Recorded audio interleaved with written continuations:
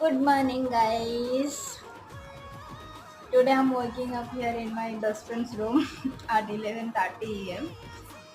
Actually, I was slept and my mom called me and we had a conversation about 1.5 hour. Can you imagine? And you know what? What my best friend has made? I'm showing you. Here is my clothes. I'll take bath and we will have these clothes. And for breakfast, upma.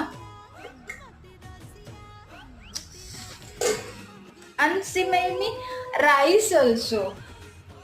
If in case I will feel hungry for lunch, I'll have rice with something. How beautiful to have a best friend like my best friend.